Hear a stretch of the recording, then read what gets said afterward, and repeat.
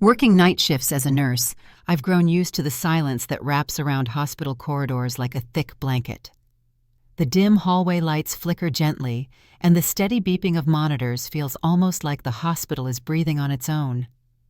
I was making my rounds, half lost in routine, when I noticed someone sitting quietly near the water dispenser. Not a patient. His clothes were too casual for that. A family member, maybe? Probably someone related to the emergency patient who'd just been rushed in. I walked toward him slowly, keeping my voice soft. "Is everything okay? You seem troubled." The man had been staring at the floor, but now he lifted his eyes and met mine. "My wife, she was brought in earlier. This is all very new to me, but thank you for checking in." He smiled gently, but something about that smile tugged at my memory. It felt familiar, eerily so. Before I could ask anything more, he stood up and turned away. "I need to be strong," he said, his voice shaking just a little. "I heard she's in stable condition," I began, but then I stopped, unsure why I was even saying that. I've always struggled when it comes to talking to strangers. Whether it's patients or their families, I end up being too stiff, too formal. Growing up in a facility, I never really learned how to just be around people. But with this man, the words came out so naturally.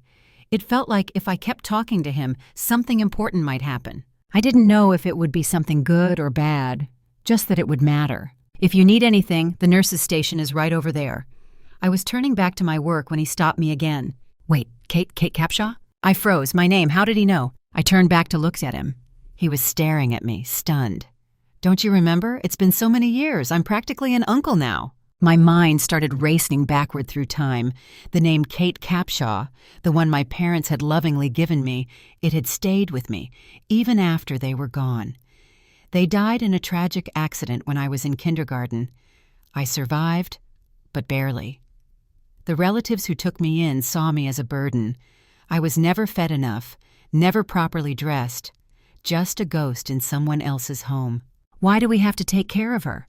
We're already struggling. One more mouth to feed?" I wasn't supposed to hear those things, but kids hear everything, and I did. Over time, I started to believe I didn't deserve to exist. Eventually, they sent me to a group home. By then, I was already a child who didn't know how to speak up, who only knew how to watch and obey. Even now, that part of me hasn't fully changed. It's why I struggle with relationships at work, why I still hesitate when people get too close. But nursing gave me purpose. No matter how tough it gets, I could never imagine quitting. I had once met a nurse who inspired me, who made me believe in kindness again. She saw me, truly saw me. And ever since, I've wanted to be like her. That dream has kept me going, even if life hasn't always been kind to me. Just earlier that day, I was thinking about getting a haircut. I passed a salon and remembered my hair had gotten too long again. When was my next day off? I always tie it up for work. Salons felt more like a chore than a treat. I've never had family, never really had friends. For someone like me, self-care just means clean and simple. That's all I ever ask for. But right now, here in this hallway, that simple life felt like a distant echo. This man, this stranger who somehow knew my name, who looked at me like I was someone from his past, was shaking my whole world, and I didn't know whether to run from it or lean in closer. "Kate, right?" the man said again, stepping closer now. He looked between my face and the small pin clipped to the edge of my pocket. "This pin. Lenore gave it to you, didn't she? I remember. I was there when she bought it." Lenore. That name hit me like a wave of emotion. "You remember Lenore?" I asked, almost whispering. He smiled, softer this time. "Of course. How many years has it been? You've really changed, but I guess we both have." I stood frozen. The memories started rushing back, memories of the one relative who actually treated me with kindness. Lenore was different. While others barely tolerated my presence, she welcomed me into her world. During 3rd grade, I stayed at her house for a while. Her parents were cold, but she made me feel safe. She had this calm energy, like the world couldn't touch her when she smiled. And she had a boyfriend, Ethan. The man standing before me now. "You're Ethan?" I finally asked, the realization dawning. "Yeah," he said with a chuckle. "I was the goofball who helped you with homework and brought you to the amusement park when Lenore didn't feel like leaving you behind." Now that he said it, I could see it. The lines around his eyes were deeper, but the kindness was the same. "I was just a kid back then," I said, my voice cracking slightly. "I know," he replied, "but we remember." Then another memory rose to the surface, a painful one. The day I got sick. I had a high fever. I was weak, barely able to move. Lenore had a major nursing exam coming up, and her parents didn't want her anywhere near me. I remembered them telling her to stay away, that I was a risk, that if she got sick, everything would be ruined. But she came into my room anyway. She ran up the stairs, her cheeks flushed, breath uneven. She knelt next to my bed and stroked my head gently. "Kate, are you okay?" she had whispered, her voice trembling. Even in my feverish haze, I knew she wasn't supposed to be there. "They said, 'Don't come near me,'" I muttered. "I don't care what they said," she replied. "I'm going to be a nurse, and that means I don't ignore someone who's sick, especially not you." Aunt had shouted from downstairs, trying to pull her away, but Lenore held her ground. What kind of nurse would I be if I walked away from a child in pain? Even now, I remember how warm her hand felt on my forehead. I remember the little plastic bag she brought with her, with 2 cups of pudding. "Let's eat together," she had said with a smile, and I had smiled back, probably for the first time in days. That moment changed me. The comfort she gave me in that tiny bedroom on that chaotic day, that was the spark. That's when I knew. I wanted to be like her. I blinked, and Ethan's voice brought me back to the present. "She became a great nurse," he said, "but she never stopped wondering what happened to you." "I was moved," I replied, "after she left home, different relatives, then eventually the facility." "She looked for you," he said quietly, "but by the time she got her own place and wanted to bring you in, it was too late. They couldn't track you anymore." My heart sank. All these years I thought I was forgotten, but she had been looking. "Where is she now?" I asked, my voice suddenly desperate. "She's here," he said. "The woman who was just brought in." I gasped. "Lenore. She collapsed suddenly at home," he continued. "We were terrified, but they say she's stable now, resting." I didn't know what to say. My hands were trembling, my legs felt weak. After 30 years, the woman who changed my life, the reason I became who I am, was lying just a few rooms away from me. "Would you?" Ethan hesitated. "Would you be willing to see her once she's awake?" I nodded slowly, not trusting my voice. He placed a gentle hand on my shoulder. "She'll want to see you." I returned to my rounds with my thoughts spinning. Lenore. After all these years, I couldn't believe she was right here in the same building, not as a nurse this time, but as a patient. During a short break later that night, I peeked into her room. She was asleep, her chest rising and falling gently, her features still delicate and kind even after decades. I stood there quietly, absorbing it all.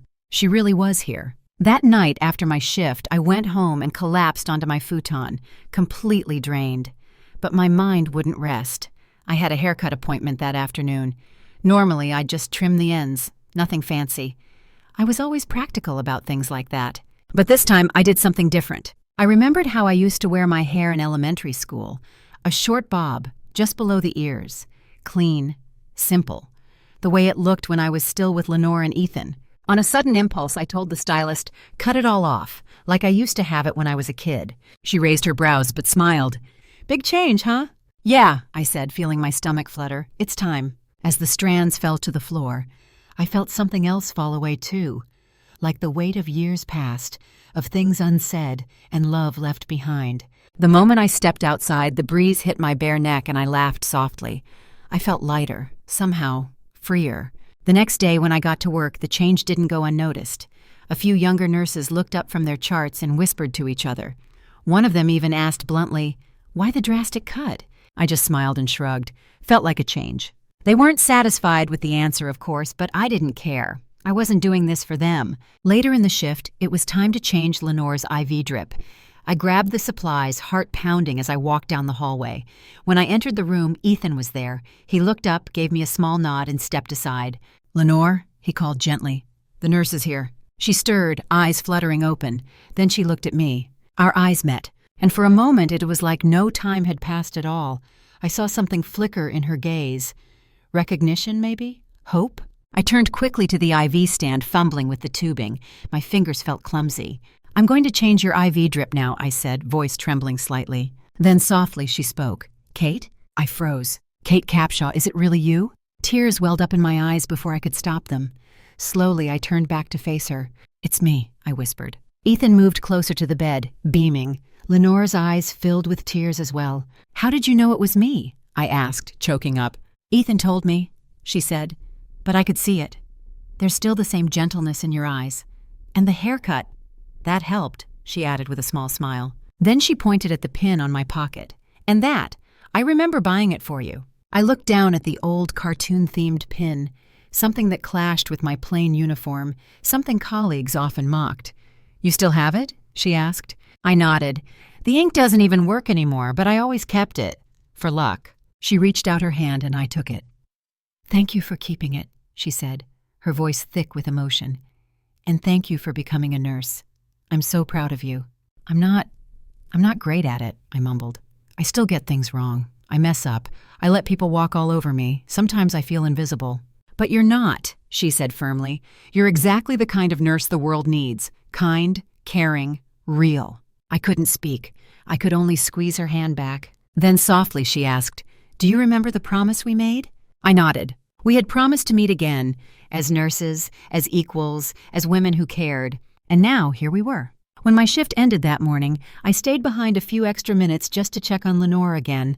She was resting peacefully. Ethan sat beside her, gently brushing a strand of hair from her face. He looked up at me and smiled. "You've grown into someone remarkable, Kate," he said. "Lenore was right. She always believed in you." I gave a small nod, unsure how to respond to that. For so long, I had questioned my worth. But hearing those words from someone who'd known me as a scared little girl, it hit me differently. Later that evening, I returned to the hospital, this time not as a nurse, but just as me, Kate. I brought along a small bouquet, not fancy, just simple flowers from a shop down the street. When I walked into Lenore's room, she beamed. "I was hoping you'd come back." "I wouldn't miss it for the world," I said, placing the flowers on the table. We chatted for a while, about old times, about where life had taken us. Lenore told me about her journey after leaving home, how she'd worked her way up through the nursing ranks, how she eventually became a director. She'd married Ethan. They never had kids, but she'd mentored so many young nurses that she said it felt like she'd raised dozens. Then her tone shifted. "I looked for you," she said quietly. "I really did. I planned to bring you with me once I got settled, but you'd already been moved. The facility wouldn't tell me where." "I thought you forgot," I admitted. "Never," she said firmly. "I regretted not taking you with me that day. I should have fought harder."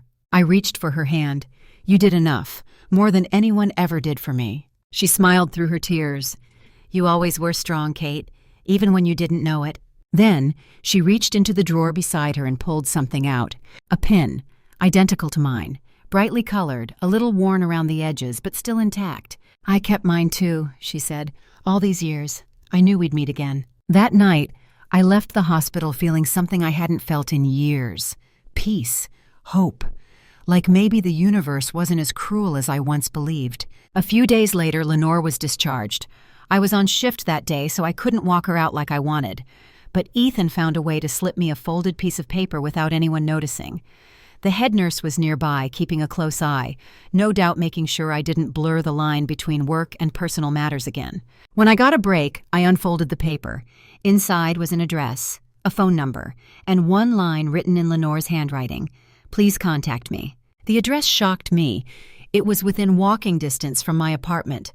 We'd been living so close for who knows how long, and yet we never crossed paths. Life is wild like that. Fast forward a year. I was rushing home after a long shift. Tonight was a special occasion. Ethan's birthday. Lenore had invited me over. She promised there'd be food, laughter, maybe even cake if Ethan didn't burn it like last year. Since our reunion, I'd been spending more and more time at their home.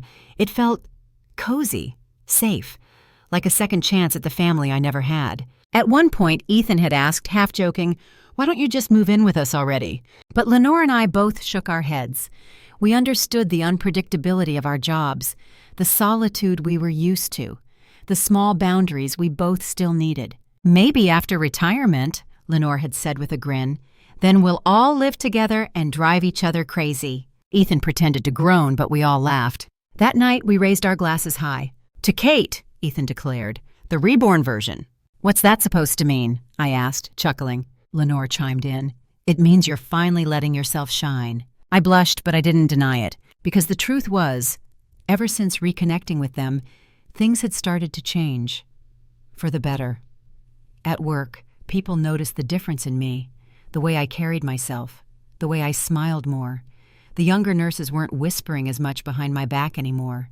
In fact, some had even started coming to me for help, like I was someone worth listening to.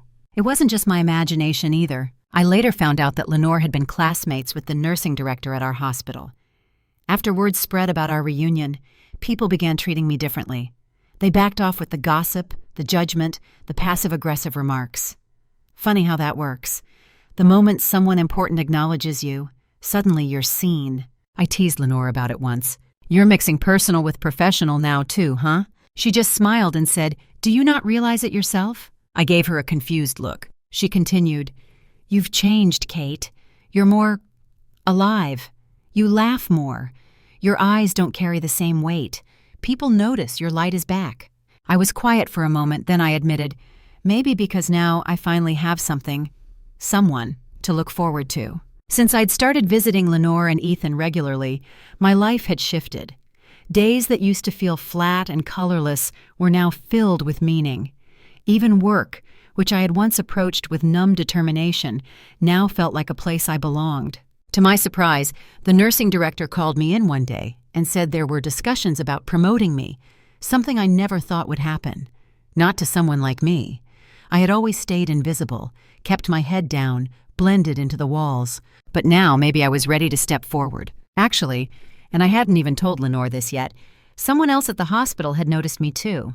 A doctor. We'd been talking during overlapping shifts, nothing serious. But he had asked me out for coffee, and I said yes. I was still trying to figure out what it meant, still scared, still guarded, but for once I was willing to try. That night at Ethan's birthday dinner, I finally told them about it. Ethan's eyes lit up. "A doctor? Well, our Kate is leveling up!" Lenore laughed and nudged me. "And to think you used to eat cold pudding on your own, pretending it was enough." We were all laughing when Ethan raised his glass one more time. "All right," he said, "since Kate has been reborn." Lenore and I turned to him, curious. "Go on." "Let's make today the official birthday of the new Kate Capshaw." I gasped. "Wait, what?" He clinked our glasses together anyway. "To new beginnings," he said. "To second chances," Lenore added. I smiled, my heart swelling. "To love," I whispered. And just like that, I toasted with the two people who had unknowingly carried me through my darkest moments. Once in childhood, and now again in adulthood. That night, walking home under the quiet sky, I paused and looked up. Stars blinked faintly above the city haze. I thought about everything, the loneliness, the pain, the nights I cried in silence, and how somehow the universe had still brought us back together. I used to think I was invisible, just a girl who didn't belong anywhere, but now I know I was never forgotten. Lenore remembered me, Ethan remembered me, and now I finally remember myself. Not just as a nurse, not just as someone who survived, but as Kate Capshaw, someone worth being seen. And maybe someone worth loving too.